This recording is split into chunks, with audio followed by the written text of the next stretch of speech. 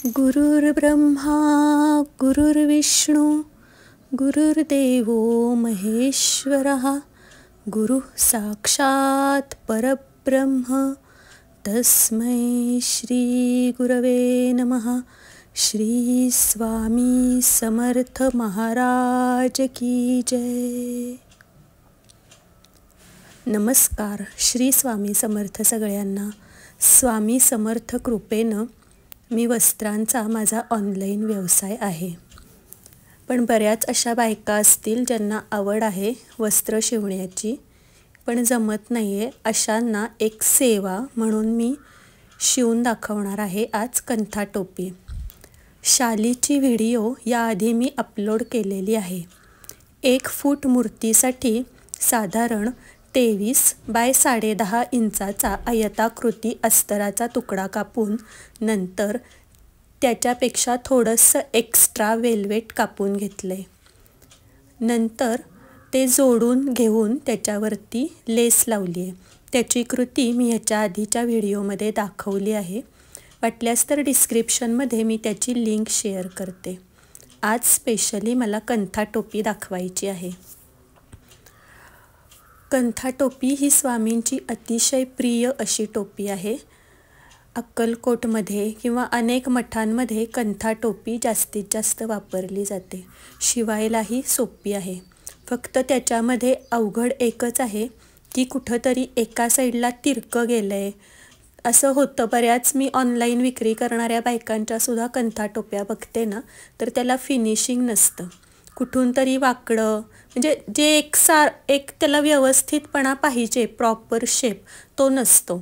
तो प्रोफेशनली कसं करायचं हे मी आजच्या व्हिडिओमध्ये दाखवणार आहे, तरी माझी व्हिडिओ पूर्णपणे नीट बघा।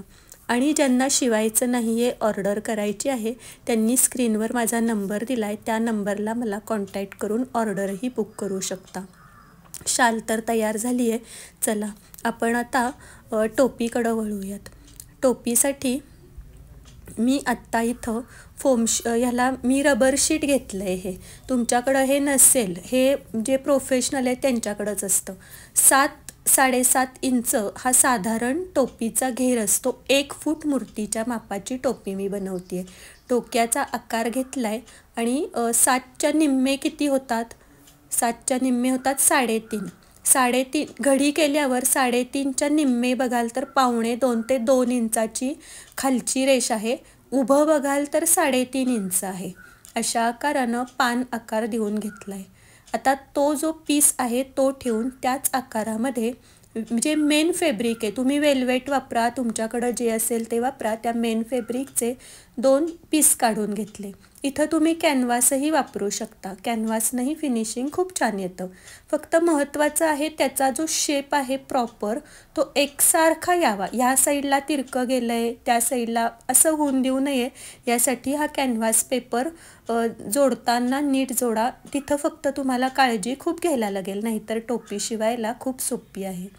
नक्की तुमच्या प्रत्येक घराघरातल्या स्वामींना स्वामी वस्त्र शिवून घाला। स्वामी होते दिगंबर, पण सध्याला आपल्यासाठी ते महाराज आहेत आणि महाराज आपण त्यांना म्हणतो, त्यांना अतिशय सुंदर वस्त्र असावेत, त्यामुळं मी ही व्हिडिओ करते आहे। तरी आता बघा, तुम्ही बघितलं असेल मी अस्तर जोडून घेतलं, अस्तर जोडून पलटी केलं, हा एक भाग तयार झाला। हा पुढचा भाग जर आपण धरला तर त्याच्यावरती लेसचं काम हे तुम्ही तुमच्या क्रिएटिव्हिटीनं करू शकता। इथं मी आडवे 2 असे लेसचे पट्टे करणार आहे।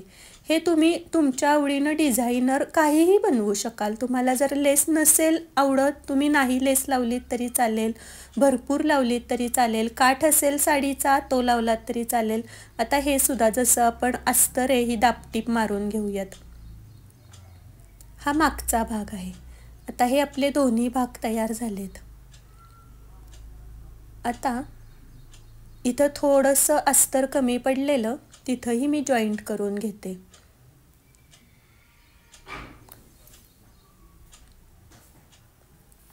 आता सरळ सुलटवर सुलट वेल्वेटची जी साईड आहे सुलट आत घातलेत आणि जे आपलं कॅनव्हास आहे तुम्ही पेननं खूण करून घ्या किंवा चॉकनं खूण करून घ्या. आता आम्हाला सवय आहे त्यामुळं मी तशा काही खुणा करून घेतलेल्या नाही आहेत. आपलं हाताला कॅनव्हास लागतंच, त्या कॅनव्हासच्या बरोबर कडेनं अशी एक टीप मारून घ्यायची. टिपा ह्या कच्च्या मारायच्या नाही, टिपा पक्क्या मारायच्या आणि टिपेची सुरुवात आणि शेवट ही फिक्स करायची, म्हणजे कुठंही उसवणार नाही. खात्री करून घ्यायचं की नक्की आपली टीप कॅनव्हासच्या अगदी कडेनं आली आहे, तरच ती टोपी ही प्रॉपर अगदी येणार. त्याचा जो शेप असतो अक्कलकोटच्या महाराजांचा बघा, कुठं एकीकडं वाकडा तिकडा असा नसतो, अगदी दोन्हीकडं सरळ असा असतो. तसाच तो शेप येण्यासाठी आता मी परत त्याच्यावरनं 2-3 टिपा मारून घेते की कुठं आपण उलटं करताना कुठं फिसकायला नको. हेच तर वैशिष्ट्य आहे की आमच्याकडे एवढ्या लांबनं ऑर्डर येतात. नाहीतर ड्रेस विकायला कुठंही भरपूर येतो, पण आपल्या वस्त्राची क्वालिटी ही अतिशय उत्तम आहे.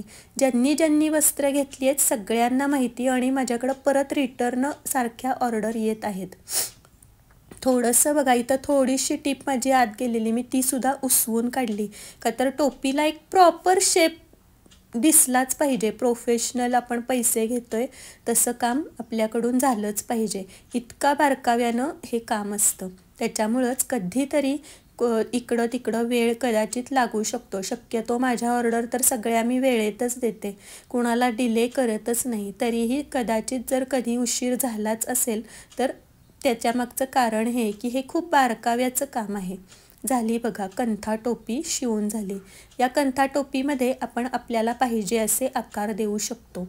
आज मी 1 फूट मूर्तीच्या वस्त्राचं माप सांगितलं आहे. शालीसाठी 24 बाय 11 इंचाचा पीस कापून घ्यायचा आणि टोपीसाठी 7 इंच डोके घेरे आहे, त्या मापानं मी हे केलं आहे. आता झालं. आता सजवायचे. सजवण्यासाठी मात्र ग्ल्यू वापरायला लागतो. बाकी सगळं काम आपण केलं. आता हे सजावट आहे, ह्याच्यासाठी ग्ल्यू वापरायला लागतो. त्यामुळं धुतलं की ते जाऊ शकतं, कदाचित जाऊ शकतं, पण ते काय शेवट शो तर पाहिजेच ना स्वामींना. गिऱ्हाईकांना कसं छान दिसलं की गिऱ्हाईक अट्रॅक्ट होतात, त्याच्यासाठी हा शो केला आहे. याच्यासाठी हा मी जो ट्रान्सपरंट ग्ल्यू आहे B700 तो वापरला आहे, किंवा फेविबॉन्डही आपण वापरू शकतो, पण सध्याला मी हेच वापरते कारण ह्याचा डाग वगैरे पडत नाही आहे.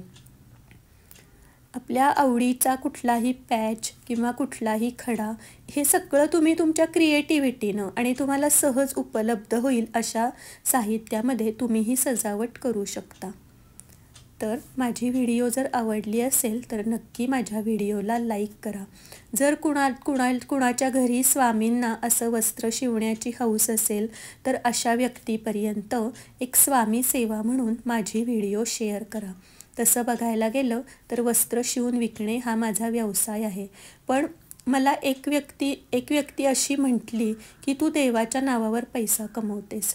तसं तर मी कधीच आजपर्यंत म्हटलं नाही आहे की मी स्वामी भक्त आहे, नाहीतर मी काय आहे.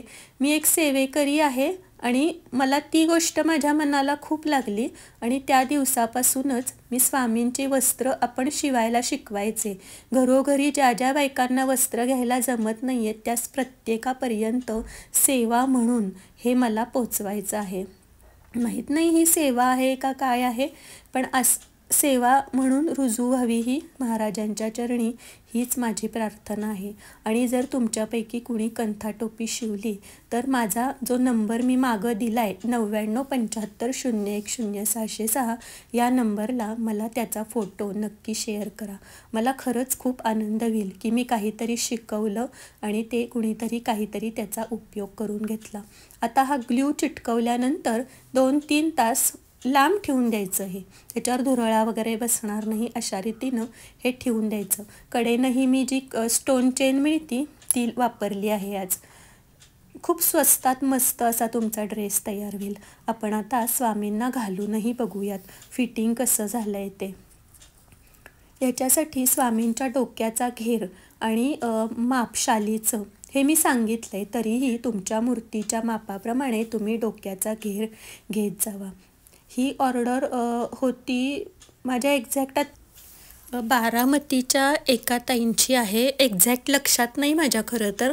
भरपूर रोजच्या रोज कामं होतात त्यामुळं, पण बारामतीचीच आहे. नाही एक्झॅक्ट लक्षात, पण खूप लांबून लांबून ऑर्डर असतात माझ्याकडं. तर त्या ताईंची ही एका ऑर्डर होती, ती तुमच्याबरोबर शेअर केली. कशी वाटली वस्त्र नक्की सांगा. या फेट्याची सुद्धा मी व्हिडिओ केली आहे, बरेच जणांनी बघितली नाही. नक्की बघा, लाईक करा माझ्या चॅनलला. बाय.